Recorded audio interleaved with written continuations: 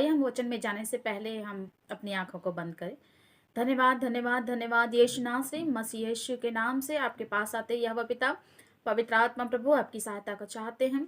आज आपने जो वचन को दिया है राजा यीशु के नाम से, वह हमारे जीवन में पूरा हो और पिता आपकी योजना के मुताबिक हम कार्य करने पाए। पिताजी, मेरे प्रियों के हृदय को, उनकी मन की आंखों को खोलिएगा ताकि आपके हृदय की बातों को वो समझ सकें। प्यारे पिताजी, अपने अनुरूप उन्हें बनाइएगा। जितने इस वीडियो को देखें नासरी यीशु के नाम से आशीषित हों और आत्मिक उन्नति करने पाए। नासरी यीशु के नाम से दुआ को मांगते हैं, सुनिया कबूल करे यहोवा पिता। आमीन आमीन। देखेंगे पहला पतरस की पुस्तक 4 अध्याय और उसका 1 से 2 वचन तक।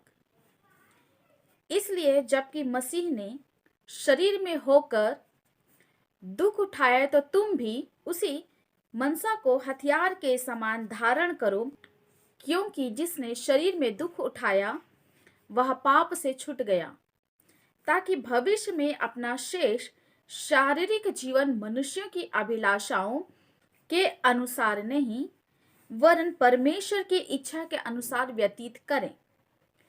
प्रियो, यह बहुत बड़ा सा भेद पतरस ने कहा हुआ है। इस वचन का जो भेद है वो इफिसियों की पुस्तक 6 अध्याय में पाया जाता है। परंतु परमेश्वर की इच्छा यह है कि इन अंतिम दिनों में हम इफिसियों की पुस्तक के अनुसार जो हथियार हमें दिया गया है, परमेश्वर चाहते हैं कि हम उन हथियारों का उपयोग करें और पूरे समय हम उन हथियारों को धारण किए हुए रहें, ताकि हमारा शत्रु देखकर लज्जित हो और जैसे हम बचाए गए हैं वैसे और भी बचाए जाए। तो मेरे प्रियो, हम वचन की ओर इस भेद को और गहराई से जानने के लिए आगे बढ़ते हैं और हम एक एक हथियार का उपयोग हम देखेंगे। आमीन। और मुझे विश्वास है कि जब आप इस वचन को सुनेंगे, इस वीडियो को सुनेंगे, तो आप परमेश्वर मसीह यीशु के नाम से आशीषित होंगे। आइए हम आगे बढ़े। पतरस के इन वचनों के आधार पर यह बात मालूम चलती है कि जिसने शरीर पर दुख उठाया है वह पाप से छूट गया है। अब पाप से छूट गया है तो दोबारा पाप में ना फंसे, इसलिए इस हथियार का महत्व बहुत ही ज्यादा है। दुख एक तरह का पाप है, परंतु दुख पाप से छुटकारा भी देता है। मतलब दुख पाप पर जय देता है मेरे। और यह कार्य केवल मसीह यीशु ने ही किया है। क्रूस पर मिले प्रत्येक अंगों पर जो घाव थे वही हमारे लिए हथियार बने मेरे प्रियो।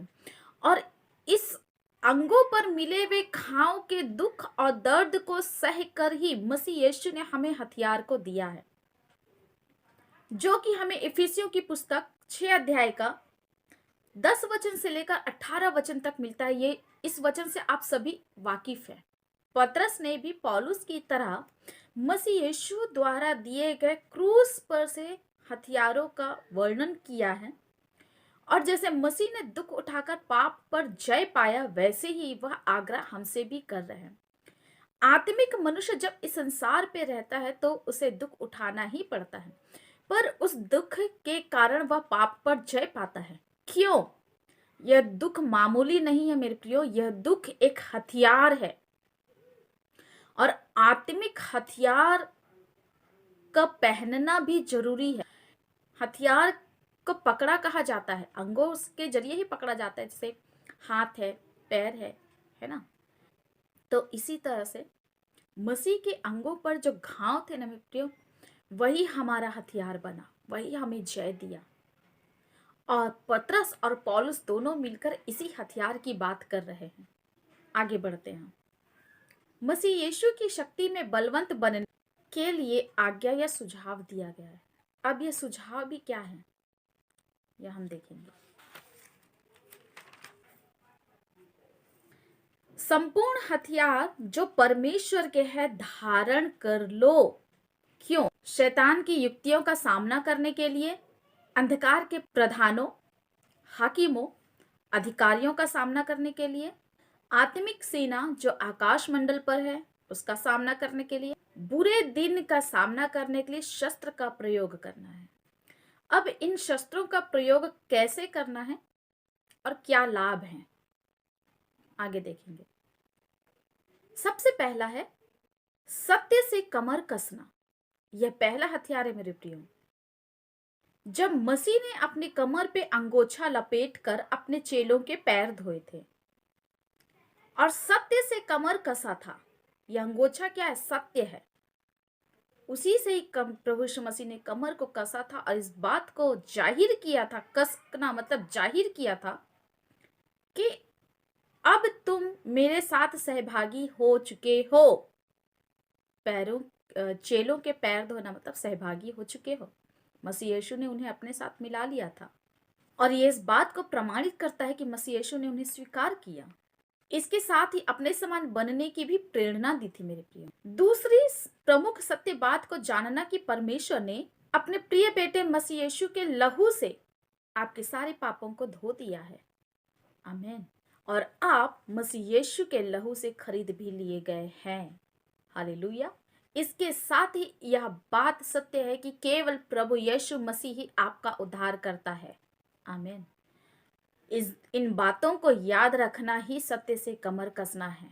यदि पाप का कोई अंश आपके स्मृति पटल पर है और आपको परेशान कर रहा है, तो आपको मसीह यीशु के पास जाकर फिर से क्षमा मांगने की जरूरत है और हिम के समान श्वेत वस्त्र की मांग भी करनी होगी। नहीं तो यहोशू महायाजक की तरह उसके दाहिने जैसे दुष्ट खड़ा होकर दोष लगा रहा था, वैसी आप पर भी दोष लगा दिया जाएगा दुष्ट के जरिए पे, जो आकाश मंडल पर मंडराते हैं। इसलिए कि मसीह यीशु ने अपने चेलों के जरिए शिक्षा को दी कि समय असमय तैयार रहें और सत्य से कमर अपनी कसे रहें और परमेश्वर की इच्छा के अनुसार समय असमय दौड़ लगाने के लिए भी तैयार रहें। जब सिपाही की कमर का कपड़ा कसकर बंधा होता है तो वह किसी भी तरह से तलवार चलाने, शत्रु पर हमला करने और दौड़ लगाने के लिए तैयार रहता है। सिपाही जानता है कि मैं नियुक्त किया गया हूं और मेरे नियुक्त किए जाने वाले व्यक्ति के अलावा या मेरे सरदार के अलावा कोई भी व्यक्ति मुझे निकाल नहीं सकता है। इस बात का उसे दृढ़ विश्वास होता है। इसी तरह से प्रत्येक विश्वासी को यह पता होना चाहिए कि उसके पाप क्षमा कर दिए गए हैं। इसलिए बाइबल कहती है कि धन्य है वह जिसके अपराध ढांपे गए हैं, यानी क्षमा किए गए हैं। जैसे मसीह यीशु ने व्यभिचार में पकड़ी गई स्त्री को कहा, जा फिर पाप ना करना, तेरे पाप क्षमा कर दिए गए हैं या तेरे पाप ढांप दिए गए हैं। इस बात को हमेशा याद रखें मेरे प्रियो। जैसे वह व्यभिचारिणी स्त्री क्षमा कर दी गई थी, वैसे ही मसीह यीशु ने भी आपको क्षमा कर दिया है और आप उनके लहू में धुल गए हैं। आपके पाप धुल चुके हैं। आपको केवल यह प्रार्थना करना है कि आपके स्मृति पटल पे जो कुछ भी पुरानी दुख की बातें हैं, जिससे आपको दुख होता है, जिससे आपको क्रोध आता है, उसे हटा दें। यह कौन हटाएगा? केवल केवल पवित्र आत्मा की सहायता से यह हट सकता है मेरे प्रियो। आमीन, हालेलुया। अब मसीह यीशु ही हटाएंगे। यही है सत्य से कमर कसना, क्योंकि मसीह यीशु ने अपने वचनों को भेजकर आपको चंगा किया है, आपकी आत्मा को चंगा किया, आपके अंदर साहस दिया है। इसलिए विश्वास करना होगा आपको कि आपके पाप क्षमा कर दिए गए हैं। आमीन। आइए हम दूसरे हथियार की ओर आगे बढ़ेंगे और यह है धार्मिकता की झिलम। यह झिलम विश्वासियों को उस वक्त मिली जब मसीह यीशु के पीठ पर 39 कोड़े मारे गए और सामने उसकी छाती पर, उसकी पसली पर भाला भेदा गया था, पीछे से भी वार और सामने से भी वार। मसीह यीशु के कोड़े की मार से आज चंगे तो होते हैं, पर ध्यान रखिए झिलम पीठ और सीने दोनों को कवर करता है और इस झिलम को पाने के लिए मसीह यीशु के घाव का अंगीकार करें कि उन्होंने आपके कारण 39 कोड़े खाए हैं और साथ ही मसीह यीशु की सेवा भी करें। इसके साथ ही याद रखिएगा कि यह झिलम इसी पृथ्वी पर आपके शत्रुओं से लड़ने के लिए ही काम आएंगे, क्योंकि जब आप मसीह के साथ चले जाएंगे तो वहां तो युद्ध की बात ही नहीं होगी। इफिसियों की पुस्तक 6 अध्याय के अनुसार 7 हथियार दिया गया है और यह सारे हथियार और सारे अधिकार पाने के लिए आपको परमेश्वर का पुत्र या पुत्री होना जरूरी है और पुत्र पुत्री बनने के लिए परमेश्वर के आत्मा की सेवा करनी होगी। इसी तरह से यह भी जानना जरूरी है कि जिस प्रकार से सांप अपने मुंह से वार करता है और बिच्छू अपने डंक से पीछे की तरफ से हमला करता है, और ऐसे ही हमला आत्मिक और सांसारिक मनुष्यों और प्रधानों के जरिए भी होता है प्रत्येक विश्वासियों के ऊपर। इनसे भी बचने के लिए धार्मिकता का झिलम पहनना आपके लिए बेहद आवश्यक है मेरे प्रियो। साथ ही मसीह यीशु ने आपके लिए ये दोनों वार भी सह लिए। इस तरह के हमलों से जैसे मसीह को दुख हो, वैसे ही आपको भी दुख होगा और दुख का आभास भी होगा, परंतु आप इन हमलों से सुरक्षित रहेंगे क्योंकि आपने झिलम पहना हुआ है और साथ में आत्मा में शांति भी पाएंगे। सामने का कवच आपके हृदय को सुरक्षा प्रदान करती है, और हृदय शरीर का सबसे महत्वपूर्ण और नाजुक अंग होता है जिसकी सुरक्षा सबसे ज्यादा जरूरी है। और यह सामने का झिलम हृदय में उठने वाले विचारों को भी नियंत्रित करता है और अपना नियंत्रण बनाए रखता है मेरे प्रियो। इसी नाजुक अंग को आपका शत्रु तरह तरह की बुराइयों से दूषित करता है और दुख देता है। दुख पहुंचने से आत्मिक और शारीरिक दोनों ही तरह की क्षति होती है। इन्हीं क्षतियों से मतलब इन्हीं हानियों से बचाने के लिए मसीह यीशु ने आपको धार्मिकता की झिलम दी है। धार्मिकता मसीह यीशु को प्रसन्न करना। मसीह यीशु ने आपके लिए कोड़े खा लिए और हमले, सामने से हमलों का भी वार को सहा। यह हमले क्या थे? मसीह यीशु पर थूका गया, मसीह यीशु पर झूठा आरोप लगाया गया, ये सब कुछ सामने से हुआ मेरे प्रियो। ये सारे वार को सहकर मसीह यीशु ने अपना सुरक्षा कवच आपको दे दिया। और धार्मिकता की झिलम का दूसरा पहलू यह भी है मेरे प्रिय, विश्वासी दूसरों और अपने परमेश्वर के प्रति ईमानदार रहे, अच्छा और विनम्र व्यवहार रहे। मसीह को खुश करने वाला, चापलूसी करने वाला विनम्र नहीं, निष्पक्ष स्वभाव का होना चाहिए। ऐसा ही व्यक्ति धार्मिकता की झिलम के योग्य है। यह दूसरा पहलू है। इसका मतलब यह है जो आत्मा में कमजोर पाए जाते हैं उनके लिए दृढ़ता के साथ खड़े रहना और ऐसे कमजोर व्यक्तियों के लिए मध्यस्थता करने में, अंधकार की शक्तियों से लड़ने के लिए आपको यह सुरक्षा कवच की जरूरत होती है। और इसीलिए प्रभु यीशु मसीह ने हम विश्वासियों को जब मध्यस्थता करते हैं, जो उनके दास और दासी हैं, जो बहुत सारी आत्माओं के छुटकारा के लिए मध्यस्थता करते हैं, युद्ध लड़ते हैं, उनके लिए ही यह सुरक्षा कवच दिया जो धार्मिकता की झिलम कहलाती है। हालेलुया। तीसरे हथियार की ओर हम आगे बढ़ेंगे जो है मेल के सुसमाचार की जूते। इस हथियार के विषय में आगे बढ़ने से पहले मैं आपको एक दर्शन बताना चाहूंगी। दर्शन 2010 के सितंबर महीने का है, जब दर्शी ने एक दर्शन को देखा और वो उस वक्त में जो है एक ऑटोमोबाइल कंपनी में काम कर रही थी। तब परमेश्वर के पवित्र आत्मा ने जो है दर्शी को दर्शन दिया और एक दर्शी ने देखा एक सफेद चमकदार कपड़े पहने हुए एक व्यक्ति आता है और उसके हाथ में जो है वो सफेद जूते रहते एक जोड़ी, और वह दर्शी से कहते हैं कि तुम्हारे जूते गंदे हो गए हैं, इसे बदल लो। और दर्शी तब अपने जूतों की ओर देख कर कहती है कि नहीं, अभी ज्यादा गंदे नहीं हुए, थोड़ा से चल जाएंगे। मेरे प्रियो, फिर से उस श्वेत वस्त्र धारण किए हुए व्यक्ति ने कहा कि यह नए जूते ले लो और इसे पहन लो। और वह जूते जो थे वो बहुत ही खूबसूरत थे और बहुत ही चमकदार थे मेरे प्रियो। और दर्शी ने कुछ दिनों के बाद मतलब फिर से देखा कि उसके पैरों में जूते आ चुके हैं, उसने जूते पहन लिया। परमेश्वर ने इस तरह से दर्शी को अपनी सेवा के लिए बुला लिया और परमानेंट जूते पहना दिए अपने परमानेंट काम के लिए। हालेलुया।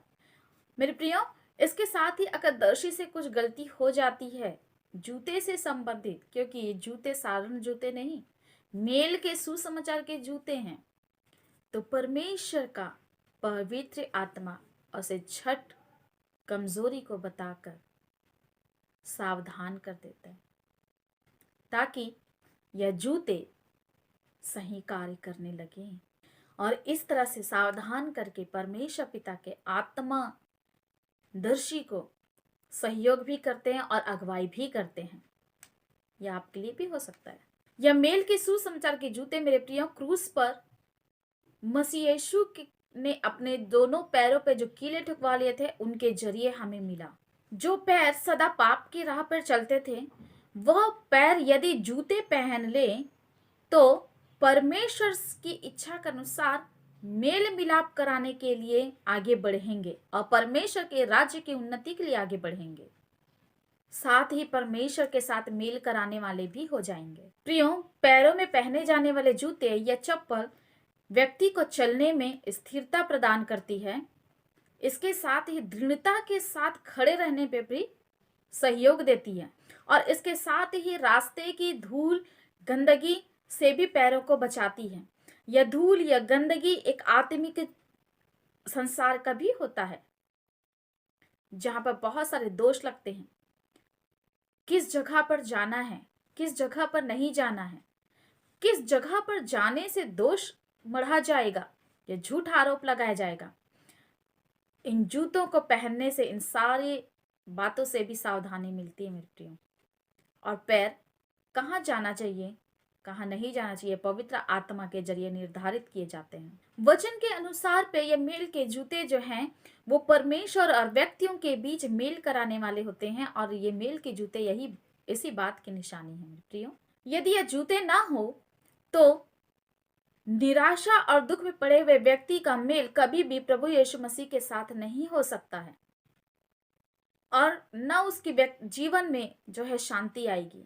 इसी शांति और मेल को देने के लिए, आनंद को देने के लिए मसीह यीशु ने अपने पैरों पे कीले ठुकवा लिए ताकि हमें वो जूते मिल जाए। जैसे हमें आनंद मिला वैसे ही हम भी मसीह का आनंद दूसरों तक बांटने वाले हो जाएं। कि एक सिपाही जब रणभूमि में जाता है उससे पहले उसके पैरों पर बहुत ही बेस्ट क्वालिटी के जूते पहनाए जाते हैं। वह बेस्ट क्वालिटी के जूते के जो सोल होते हैं वह इतने मजबूत होते हैं कि एक कीले या कांटे भी अंदर घुस नहीं पाते। तभी वह आत्मविश्वास के साथ में सिपाही लड़ाई की भूमि पर उतरता है और युद्ध को करता है। यदि सोल सही ना हो या जूते सही ना हो तो कुछ भी नुकीली चीज तलवे पे घुसकर उसको युद्ध करने से रोकेगी मेरे प्रियो। मेल के जूते का होना जरूरी है और मजबूती के साथ पहने रहने का मतलब दृढ़ता के साथ थामे रहने की भी आवश्यकता है। इसी तरह से मसीह यीशु ने भी हमें परमेश्वर से मेल करने के लिए और मेल करने के समय आने वाली हर एक रुकावटों से लड़ने के लिए, बचने के लिए ये जूते हमें दे दिए हैं। और यह फिजिकल नहीं है वरन स्पिरिचुअली है। या मेल के सुसमाचार के जूते आपके आत्मिक जीवन में स्थिर बने रहने में मदद करते हैं और मजबूती के साथ विश्वास में खड़े रहने और इधर उधर ना भटकने में भी सहायता करते हैं। सांसारिक अभिलाषाओं में पड़कर अंधकार के कीचड़ में आपके पैर ना फंस जाए जिससे पाप फिर से उत्पन्न हो जाए। इस तरह की बातों से आपके पैरों को सुरक्षित रखते हैं और अंधकार के कीचड़ आपके पैरों पे लगने नहीं देते। ये ऐसे जूते हैं प्रियो, जब वचन के द्वारा प्रत्येक विश्वासी अपने समान किसी अन्य व्यक्ति की मुलाकात मसीह यीशु से कराते हैं वचन के द्वारा, तब यही जूते काम आते हैं जो मेल के जूते हैं और सांप और बिच्छू को रौंदने का भी काम करते हैं जो आत्मिक और भौतिक जगत दोनों में ही पाए जाते हैं।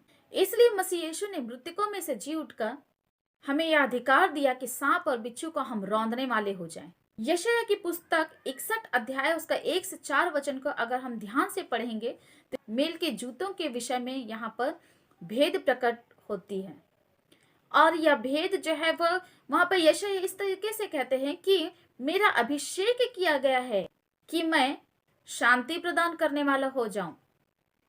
आइए हम एक बार उस वचन को देख लें। प्रभु यहोवा का आत्मा मुझ पर है क्योंकि यहोवा ने सुसमाचार सुनाने के लिए मेरा अभिषेक किया है और मुझे इसलिए भेजा है कि खेदित मन के लोगों को शांति दूं, कि बंधुओं के लिए स्वतंत्रता का और कैदियों के लिए छुटकारे का प्रचार करूं, कि यहोवा के प्रसन्न रहने के वर्ष का और हमारे परमेश्वर के पलटा लेने के दिन का प्रचार करूं, कि सब विलाप करने वालों को शांति दूं। आगे 3 का मैं कुछ वचन लूंगी कि उनका विलाप दूर करके हर्ष का तेल लगाऊं और उनकी उदासी हटाकर यश का ओढ़ना ओढ़ाऊं, जिससे वे धर्म के बांज वृक्ष और यहोवा के लगाए हुए कहलाएं और जिससे उसकी महिमा प्रकट हो। मेरे प्रियो, यह वचन जो यशायाह की पुस्तक में लिखा हुआ है, इसके जरिए मेल के सुसमाचार के जूते के महत्व का बहुत अच्छे से समझ सकते हैं। यह एक यशायाह के जरिए की गई भविष्यवाणी मसीह यीशु के लिए थी और मसीह यीशु के जरिए ही हमें मेल के सुसमाचार के जूते मिल रहे हैं। जैसे मसीह यीशु ने शांति का प्रचार किया, यश का ओढ़ना ओढ़ाया, हर्ष का तेल डाला और उसके अलावा पे विलाप को दूर किया, खेदित मन वालों को शांति दी, आनंद दिया। इसी तरह से इस मेल के सुसमाचार के जूते को जब हम पहन लेते हैं तो परमेश्वर के राज्य के लिए मसीह यीशु के द्वारा कार्य करते हैं। मेल के सुसमाचार के जूते पहने हुए व्यक्ति किसी कोलाहल भरे घर में जाता है या अशांति से भरे घर पे जाते हैं तो वहां पर परमेश्वर की शांति व्याप्त होती है। अशांत मन वाले व्यक्ति से, बेचैन व्यक्ति से, जो आत्मा में बहुत बेचैन है, तड़प रहा है, उसे रोना आ रहा है, ऐसे व्यक्ति से जब मेल के सुसमाचार पहने व्यक्ति से बातचीत होती है, वह सिर्फ उसका हाल चाल भी पूछ लेता है मेरे प्रियो, तो वहां पर बड़ी ही शांति और आनंद आ जाती है। यह है मेल के सुसमाचार के जूतों का कार्य। और यह शांति और यह मिलाप, यह मेल जो मसीह के पैरों पे जो कीले ठोके गए उससे हमें मिलती है।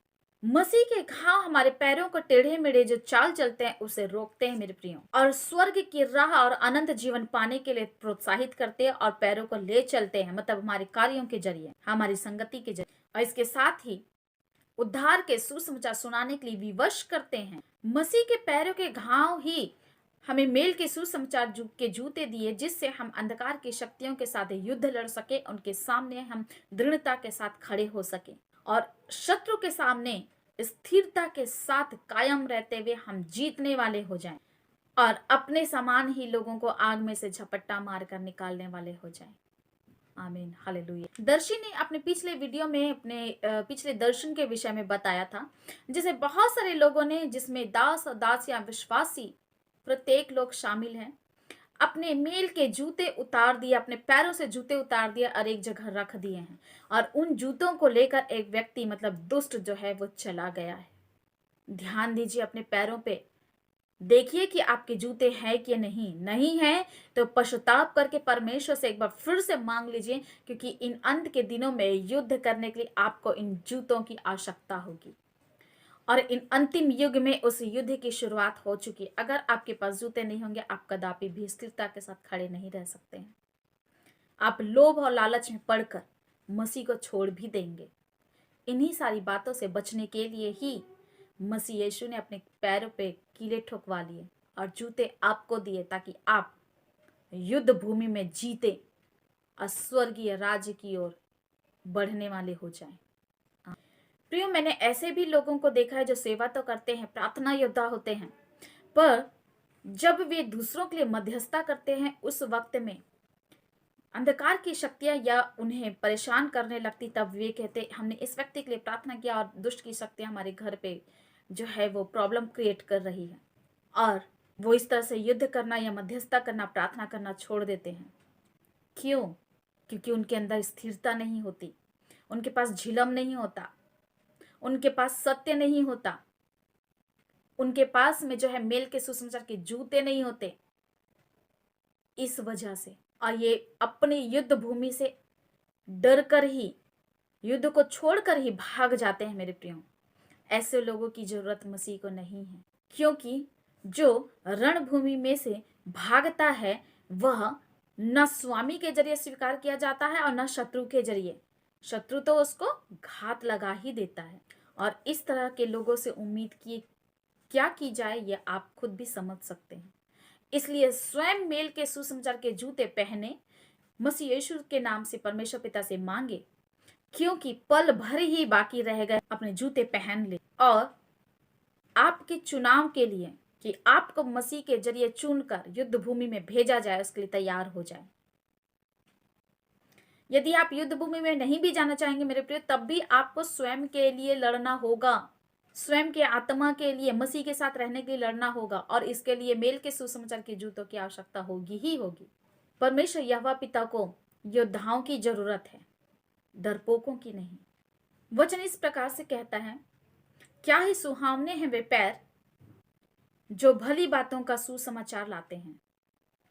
क्या आपके पैर सुहावने हैं जो भली बातों का सुसमाचार ला रहे हैं? यह भली बात आपके भविष्य से संबंधित और आपके वर्तमान से संबंधित भी हो सकती है, जिसमें सावधानी का संदेश भी होगा। सावधान रहेंगे तो आपके साथ में भली बात होगी ही होगी। आमीन। चौथे हम हथियार को देखेंगे, जो कि है विश्वास की ढाल।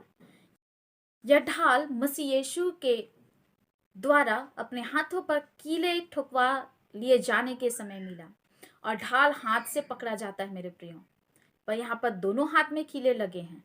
तो एक हाथ में हम ढाल को देखते हैं और दूसरे हाथ का काम हम कुछ समय बाद देखेंगे।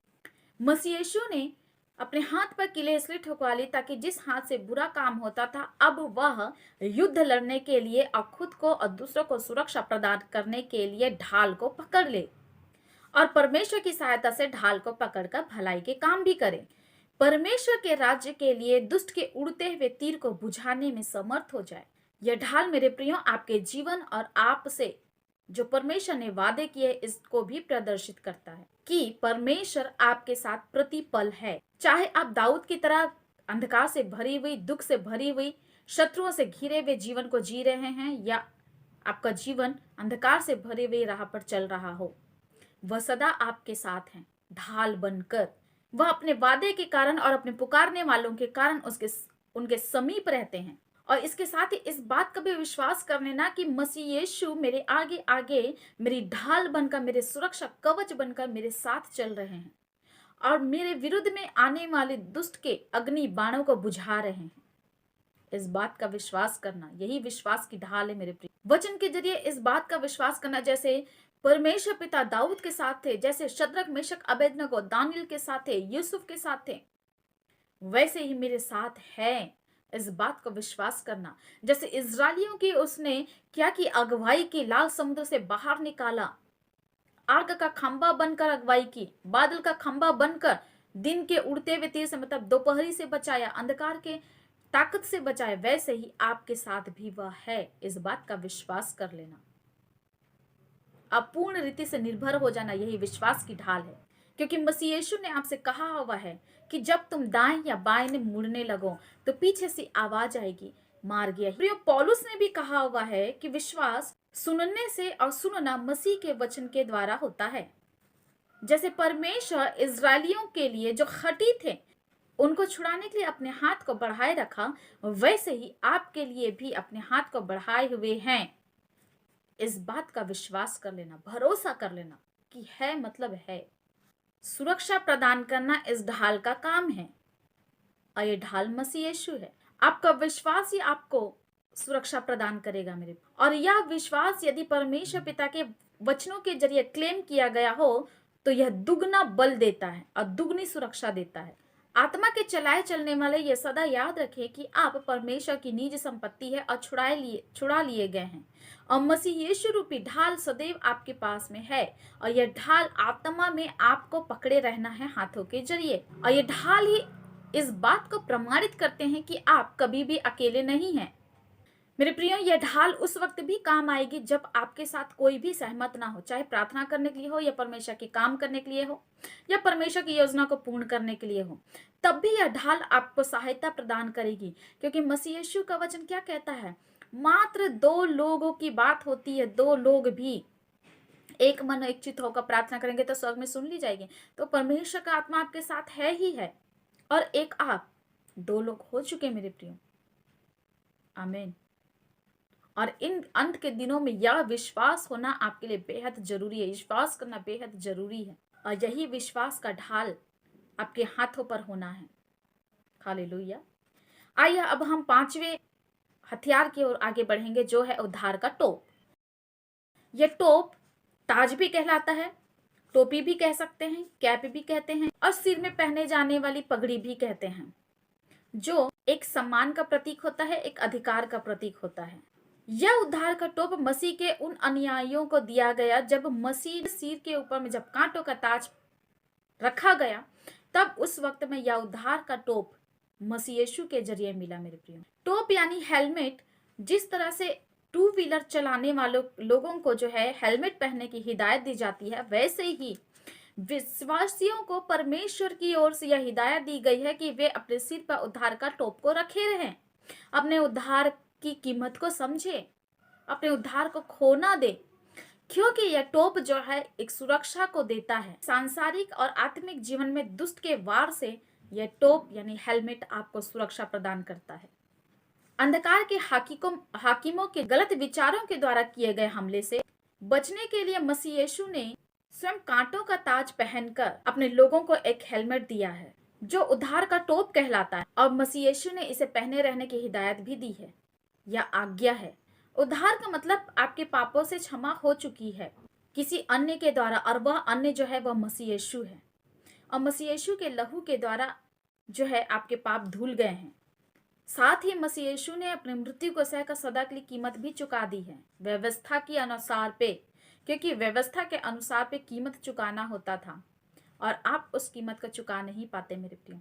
इस वजह से मसीह यीशु ने स्वयं चुका दिया है, आपकी जगह खुद को गुनाहगार साबित कर दिया ताकि आप आजाद हो जाएं। अब यह टोप का काम क्या है? इसे हम आत्मिक भाषा में मुकुट भी कह सकते हैं और साधारण भाषा में भी मुकुट कह सकते हैं।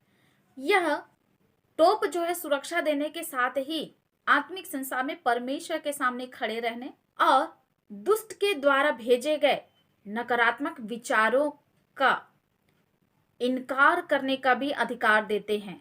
इसके अलावा दुष्ट के जरिए फेंके गए पासे जो परमेश्वर के विरुद्ध योजना बनाते हैं, परमेश्वर के विरुद्ध लेके जाते हैं, एक दूसरे के विरुद्ध लेके जाते हैं, ऐसे विचारों से सुरक्षा देता है यह टोप।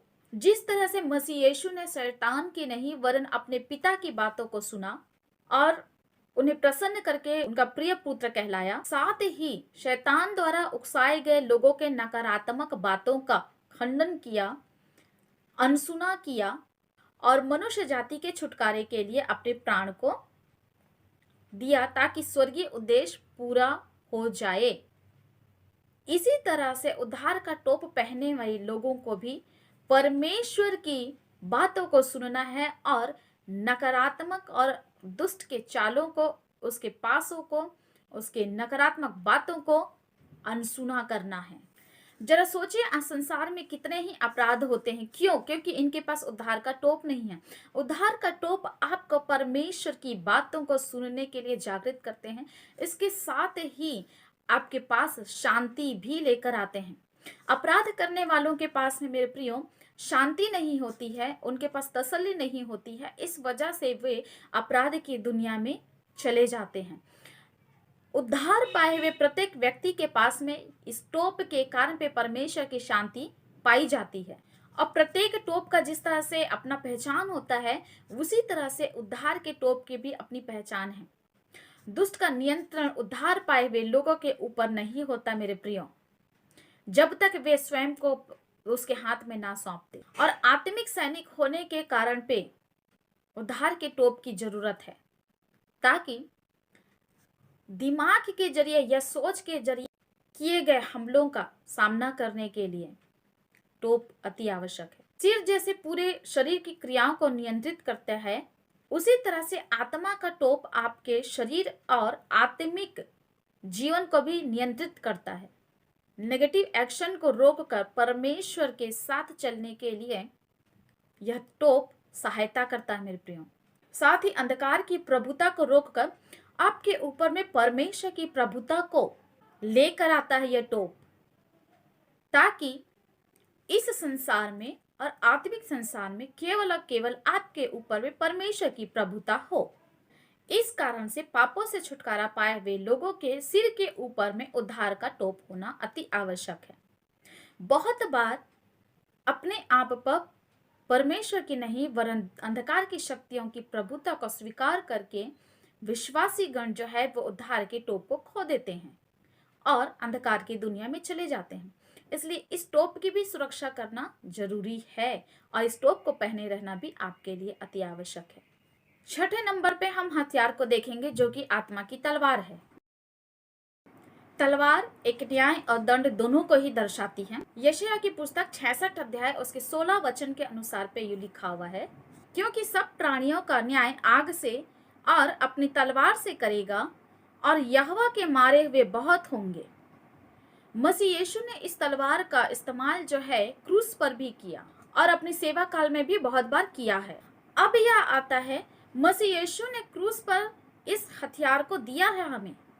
कहां पर? दूसरे हाथ पर कीले ठुकवाकर। एक हाथ में कीले ठुकवाने से हमें ढाल मिला और मसीह यीशु के दूसरे हाथ पर कीले ठुकवा लेने से हमें आत्मा की तलवार मिली। ध्यान दीजिएगा कि तलवार जो है हाथों में पकड़ी जाती है, परंतु वचन आत्मा के तलवार के विषय में कुछ और ही बातों को कहती है। और आत्मिक संसार में तलवार का उपयोग जो है दो अंगों के द्वारा किया जाता है, एक है जीभ और दूसरा है हाथ।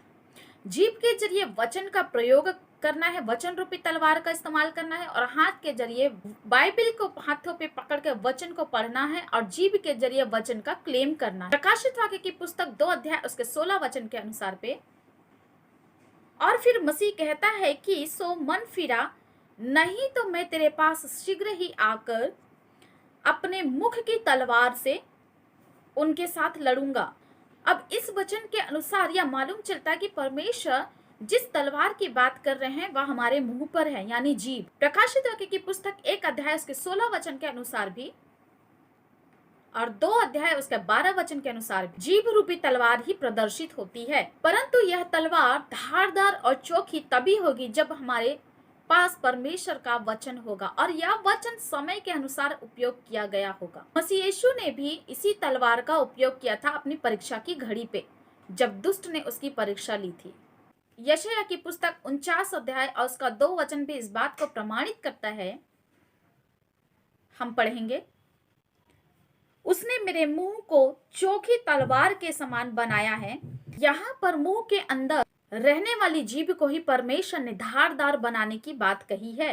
नीति वचन की पुस्तक 18 अध्याय उसका 21 वचन के अनुसार पे जीभ के वश में जीवन और मृत्यु दोनों ही है।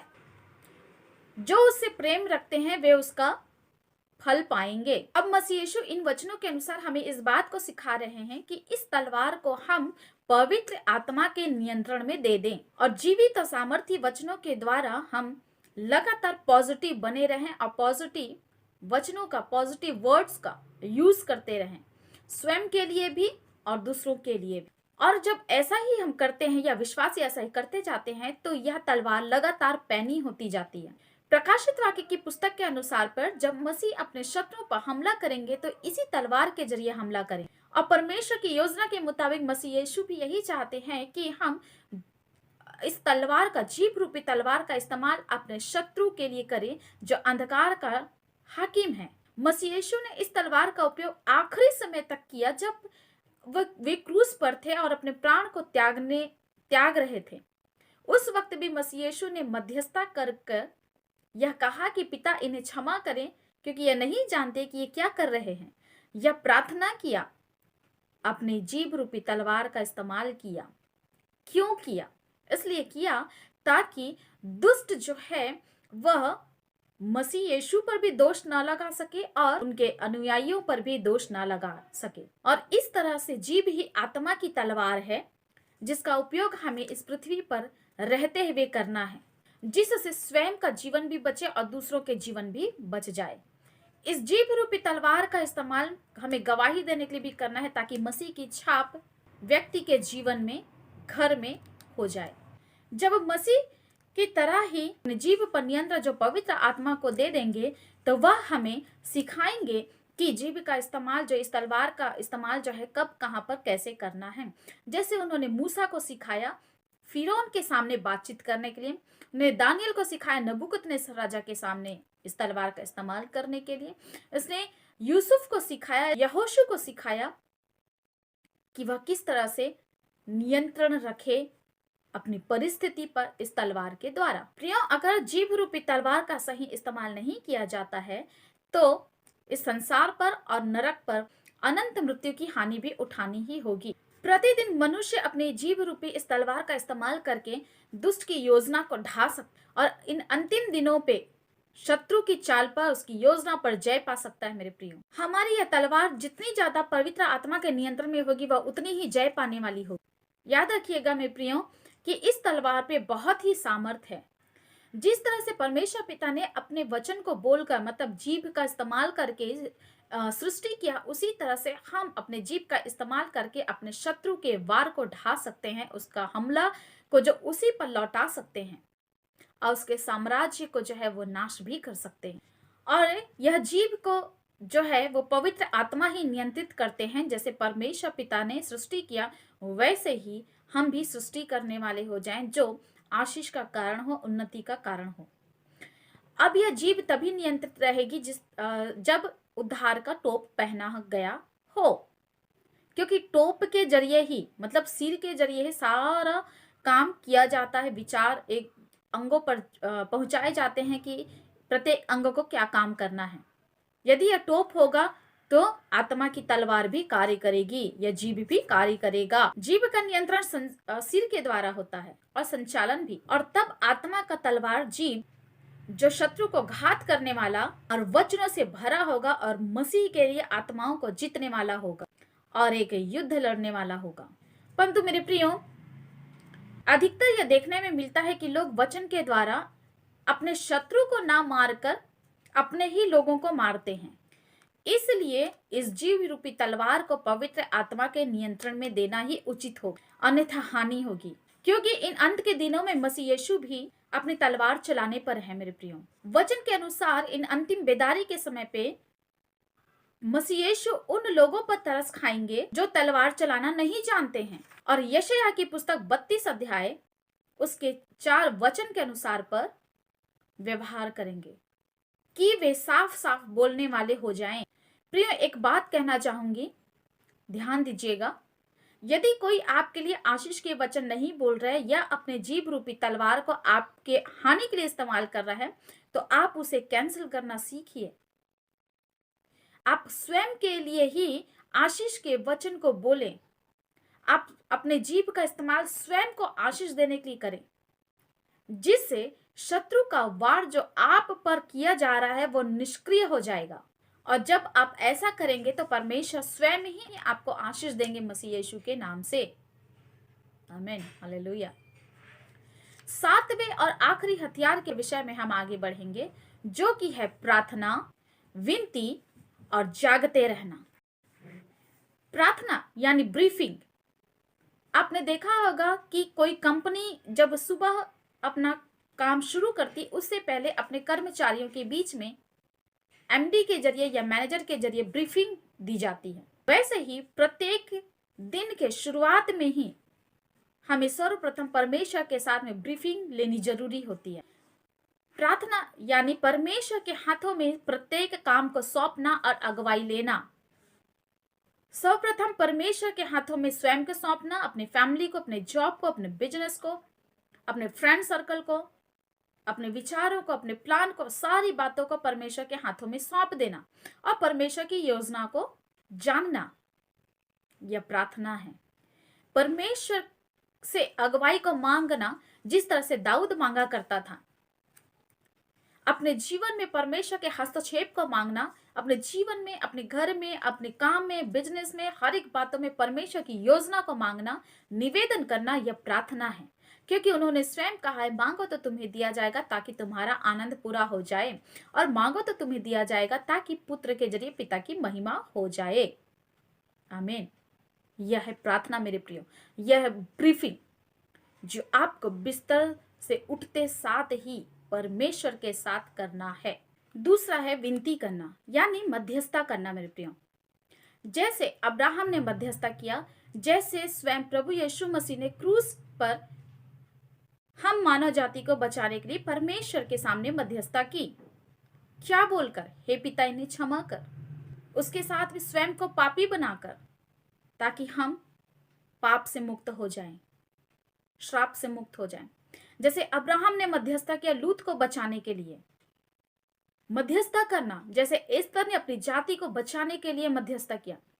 मूसा ने इजरायलियों को बचाने के लिए जो है वो फिरौन के सामने मध्यस्थता की। ऐसे ही आपको भी आपके परिवार के लिए, अपने दोस्तों के लिए, अपने बिजनेस के लिए, बीमारों के लिए, अपने देश के लिए, कैदियों के लिए मध्यस्थता करनी है परमेश्वर पिता के सामने में, ताकि ये दंड के भागीदार ना होने पाए, ये दंड ना पाए, ये परमेश्वर को क्रोध ना दिलाएं, इनका जीवन बच जाए, आपका, आपके परिवार का जीवन बच जाए। यह मध्यस्थता करनी है, यह विनती करनी है लगातार परमेश्वर के सामने, पिता के सामने, प्रभु यीशु मसीह के नाम। आपको भी इनके लिए लगातार माफी मांगनी है। पिता इन्हें क्षमा कर, जैसे प्रभु यीशु मसीह एक बड़े भाई बनकर हमारे लिए पिता के सामने मध्यस्थता किया, हमारे लिए क्षमा मांगा, वैसे आपको विनती करते रहना है इन अंतिम दिनों में। तीसरी बात में हम देखते हैं जो 7वें हथियार का मुख्य भाग है, और यह है जागते रहना। मसीह यीशु ने हमें जागते रहने की शिक्षा उस वक्त दी, अपने चेलों को भी दी, जब गतसमनी के बाग में वह थे और पकड़वाए जाने वाली रात के समय में इस शिक्षा को हमें दी, जागते रहने, जब उनके चेले जो है सो रहे थे। मेरे प्रियो, यह जागते रहना क्या है? प्रत्येक घड़ी और प्रत्येक पल परमेश्वर की योजना, परमेश्वर की आवाज सुनने के लिए तत्पर रहना ही जागते रहना है। मेरे प्रियो, जब आप जागते रहेंगे तभी आप तलवार चलाना जानेंगे, जब आप जागते रहेंगे तभी आप मध्यस्थता करना जानेंगे, जब आप जागते रहेंगे तभी आप ढाल का इस्तेमाल करना जानेंगे, जब आप जागते रहेंगे तभी आप विश्वास को थामे रहेंगे, सत्य से आपका कमर कसा रहेगा। जागते रहेंगे तभी आप जान पाएंगे कि आपके जूते आपके पैरों पे है या नहीं। मेरे प्रियो, जागते रहेंगे तभी आप अंधकार के उड़ते हुए तीर का सामना कर पाएंगे, उसे बुझाने वाले हो पाएंगे। जब जागते रहेंगे मेरे प्रियो, अलर्ट रहेंगे आप। इस दुनिया में नाना तरह के कार्य हो रहे हैं, रोज जो है वो नए नए समाचार आ रहे हैं, रोज नए नए बातों को सुनने मिल रहा है। और ये क्यों हो रही है, दुष्ट की योजना क्या है, ये तभी आप मालूम कर पाएंगे जब आप जागृत अवस्था में पाए जाएंगे। आप परमेश्वर साथ में रोज ब्रीफिंग लेंगे, तभी आप जान पाएंगे। आप मध्यस्थता करेंगे तभी आप परमेश्वर की योजना जान पाएंगे। परमेश्वर तब ही आपको बताएंगे कि आप जिसके लिए मध्यस्थता कर रहे हैं उसके जीवन में क्या बात हो रही है, तभी आप जाकर उसे अलर्ट कर पाएंगे। यह है जागते रहना। और यह वचन के अनुसार जागते रहना इस बात को प्रमाणित करते हैं कि परमेश्वर की आज्ञा पाकर तुरंत कार्य करने वाले हो जाएं। यह है जागते रहना। चाहे वो प्रार्थना का हो, चाहे सुसमाचार सुनाने का हो, चाहे युद्ध लड़ने का हो, चाहे अन्य किसी भी तरह से क्यों ना हो, चाहे लोगों की सहायता करना ही क्यों ना हो। प्रार्थना के जरिए भी सहायता और भौतिक कामों के जरिए भी सहायता। जैसे मसीह यीशु ने भी कहा, भूखों को खाना खिलाना। बाकी आप जानते ही हैं मेरे प्रियो, यह सारी बातें मिलकर ही जागृत रहने की अवस्था को जाहिर करती, जिसे मसीह यीशु ने कहा है कि आप इन अंतिम समय में जागते रहें, जागृत अवस्था में रहें। यह 7 हथियार प्रत्येक विश्वासी को धारण करना जरूरी है। अगर आपके पास मध्यस्थता ना होगी, विनती नहीं होगा, प्रार्थना नहीं होगा, ब्रीफिंग नहीं होगी, आप जागृत अवस्था में नहीं रहेंगे, तो बाकी हथियार भी आप धारण किए हैं कि नहीं किए हैं, या आप कभी नहीं जान पाएंगे। आपका कौन सा हथियार कमजोर पड़ रहा है, आपके तलवार में धार है या नहीं है, आप जान नहीं पाएंगे। इसलिए ये जो 7वां हथियार है, ये बहुत ही मुख्य है मेरे प्रियो, और इसे थामे रहना बहुत जरूरी है। अंतिम में मैं एक दर्शन को बताना चाहूंगी। दर्शन ने बीते दिनों में एक दर्शन को देखा, जिसमें इस तरह से है, दर्शी और उसके साथ में कुछ लोग हैं जो भेड़ के समान दिख रहे हैं। वे श्वेत वस्त्र धारण किए हुए हैं, और दर्शी के पास में एक सफेद चमकीले वस्त्र पहने हुए एक व्यक्ति आता है, और अपने हाथ में जो है वह झंडा लिए रहता है, जो दर्शी को देता है, और दर्शी को देकर कहता है कि मेरे पीछे हो ले, मेरे साथ चल। और दर्शी जो उसके साथ साथ चलने लगती है, और दर्शी के पीछे कुछ और भेड़ें रहती है, जो गिनती में जो है 10 या 15 ही होंगी। और जैसे ही वे उस व्यक्ति के पीछे पीछे चलने लगती हैं, तो एक सुरंग से होकर, टनल से होकर गुजरती हैं, और जैसे वो टनल से बाहर निकलती उस व्यक्ति के पीछे पीछे, वैसे ही एक दरवाजा बंद हो जाता है। दर्शी उस दर्शन में दरवाजे के बंद होने को देखकर जो है वचन को याद करती है, ठीक उसी तरह से जैसे 5 कुमारियां जैसे ही दूल्हे के आने के वक्त प्रवेश करती है और वैसे ही जो दूल्हे के साथ वो प्रवेश कर जाती है और वैसे ही वो द्वार बंद हो जाता है। ये दर्शन में चल रही है ये बातें, ये वचन चल रहा है। और दर्शी फिर क्या देखती है कि टनल के उस पार जो घुसने वाला रास्ता था, वहां से निकलने वाले रास्ते से जो है वो दर्शी और उसके पीछे की भेड़े जो है वो चली जाती है उस व्यक्ति के साथ में, दरवाजा बंद हो जाता है। वो घुसने वाले रास्ते के पास में बहुत सारी मोटी मोटी भेड़े खड़ी होती है और वे बाहर ही रह जाती है, ना वो टनल के में अंदर जाती है और ना ही टनल से बाहर निकल पाती है। और दर्शी का दर्शन यहाँ पर खत्म होता है। इस दर्शन का अर्थ यह है कि बहुत सारे लोग जो अपने आप को परमेश्वर प्रभु यीशु मसीह की भेड़ें तो कहते हैं, परंतु जो सच में भेड़ हैं वे परमेश्वर के पीछे पीछे चल रही हैं और चलेंगी उनकी आवाज को सुनकर। इसके साथ में जब उनकी आवाज को सुनकर चलेंगी तो क्या होगा, टनल रूपी बहुत सी रुकावटें आएंगी, बहुत सी मुसीबतें आएंगी, बहुत सी कठिनाइयां आएंगी।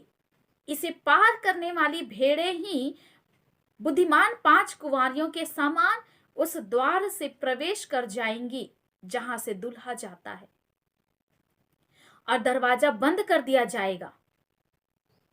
और जो मोटी ताजी भेड़ें हैं या वे विश्वासी लोग हैं जो यह कहती कि हम तो मसीह की भेड़ें हैं पर मसीह के अनुसार, मसीह के चलाए अनुसार नहीं चलती हैं।